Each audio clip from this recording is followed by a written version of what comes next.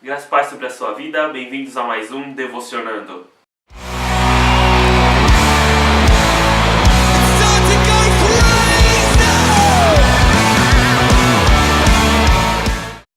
Legal, gente, bem-vindos. Estamos na sequência aqui, Hebreus, uma carta de fé. Na primeira parte, nós tentamos falar um pouquinho sobre os primeiros 4, 5 capítulos da Epístola aos Hebreus. E focamos especificamente na figura que o autor de Hebreus tenta trazer ou busca trazer a respeito de Cristo. Cristo como um sacerdote de uma aliança que era superior àquilo que existia até então, mas mais do que isso, o autor de Hebreus, antes de chegar nesse ponto da aliança em si, começa a traçar um paralelo entre aquilo que Israel passou no deserto e aquilo que nós passamos na nossa vida. Israel saindo do Egito, que é uma figura de pecado também na Bíblia, passando pelo deserto para chegar na Terra Prometida, o que não aconteceu. E o alerta do autor de Hebreus falando que nós, quando saímos do pecado e passamos por essa trajetória também, os cuidados que precisamos ter no meio do caminho para conseguir chegar na nossa pátria prometida, na nossa pátria celestial, para que a gente não ocorra nos mesmos erros que os nossos irmãos de Israel incorreram. E agora, na segunda parte da carta aos Hebreus, nos parece que o autor de Hebreus passa a adensar um pouco isso à medida que ele apresenta Jesus como sacerdote, e agora ele passa a explicar sacerdote de quê? Então eu quero convidar você a ler comigo, se você está com a sua Bíblia, ou então acompanhar aqui com a gente, Hebreus capítulo 8, versículo 13. Eu vou ler só o versículo 13, que diz assim: dizendo nova aliança, ele tornou antiquada a primeira. Ora, aquilo que se torna antiquado e envelhecido está perto de desaparecer. Qual era uma das preocupações do autor de Hebreus? Evitar que as pessoas que tinham aceitado a fé cristã voltassem para os rudimentos antigos do Antigo Testamento ou da Antiga Aliança. Para que não tentassem substituir ou complementar o sacrifício de Jesus Cristo, as festas, os cerimoniais, as figuras, porque o autor de Hebreus vai dizer que tudo isso são sombras daquilo que estaria por vir. Então presta atenção, meu irmão. Qual é o risco que eu e você hoje, que somos da fé cristã, corremos? E é algo que a gente vê muito todo dia. É porque as coisas do Antigo Testamento, elas eram sombra. Elas eram ainda algo imperfeito. Elas eram ainda um rascunho ou um sinal daquilo que viria, que é o Senhor Jesus Cristo. Então a figura do sacerdote apresentando os sacrifícios, a figura da Arca da Aliança, as festas, as ordenanças de guardar dias e etc. Elas eram figuras, elas eram sinais que apontavam para algo que viria depois, algo superior.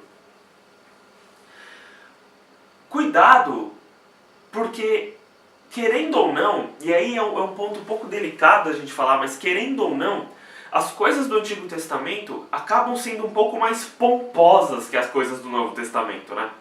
Então você tem um sacerdote, aquela pessoa que fala em nome de Deus e é com ele que eu tenho que me reportar, ou essas figuras todas de a casa de Deus, o altar de Deus, objetos sagrados, objetos ungidos, tudo isso que no seu momento histórico, no seu contexto do Antigo Testamento tiveram um lugar, hoje em Cristo deixam de ter o seu lugar porque são substituídas pelo que é perfeito.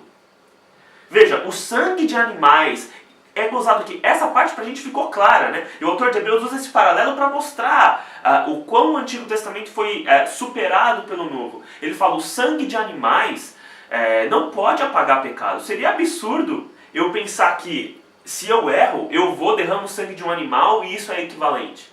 Mas não, isso era a sombra de um sacrifício superior que viria. Ora, assim como o sangue dos animais não era, na verdade, algo que pudesse salvar, era apenas sombra de um sacrifício maior que viria, que dirá o restante? Então, se o alerta do autor de Hebreus serviu para aquela época, para nós continua servindo tanto quanto, se não mais.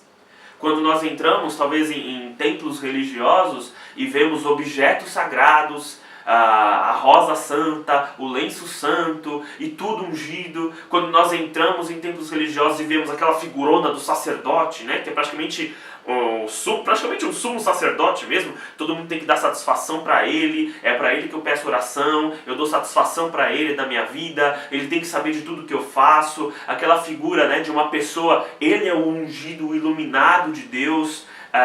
São figuras muito pomposas que trazem status, mas que hoje, com o sacerdócio universal do crente, com a figura de Jesus Cristo como sacerdote, elas não devem mais ter a relevância que tiveram no passado. A figura do local sagrado de culto, né? Que o próprio Jesus deixa isso tão claro quando a mulher, em João capítulo 4, pergunta para ele, é no monte ou é no templo que a gente tem que adorar? E Jesus fala, nenhum dos dois. Você tem que adorar em espírito e em verdade. Então, o alerta desse segundo bloco de Hebreus é, agora que vocês entenderam, como nós falamos no vídeo anterior, você pode retomar lá.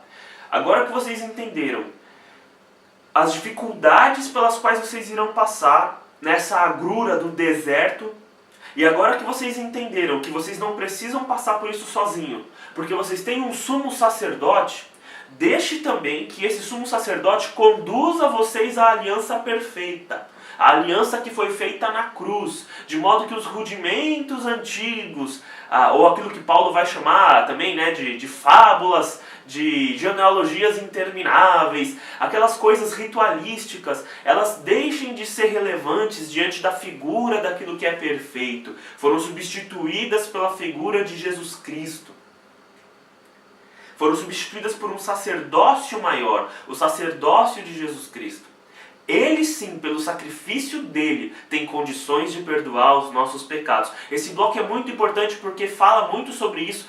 Não adianta achar que rituais religiosos vão perdoar os meus pecados. Não adianta achar que uma prática evangélica ou judaica ou católica vai perdoar os meus pecados, vai me aproximar de Deus. Nada disso vai fazer efeito. O que faz efeito é a aliança perfeita do novo sacerdote. O que faz efeito é o meu contato com aquele que pode me aproximar de Deus. O meu contato com Jesus Cristo. Então, a minha oração nesse momento é que em Cristo eu seja conduzido à nova aliança. Que eu não seja refém daquilo que, por conta da minha necessidade religiosa, de rituais ou de repetições, que eu não seja refém de pessoas que ditem as regras para mim, que eu não seja refém de lugares, de tempos, de momentos, mas que em Cristo eu possa o tempo todo exercer a minha espiritualidade. Que em Cristo, na minha casa, no meu trabalho, na rua, no ônibus, no carro, eu possa o tempo todo estar cultuando a Deus, porque não existe mais um local de culto que não seja eu. Não existe mais um sumo sacerdote que não seja Cristo.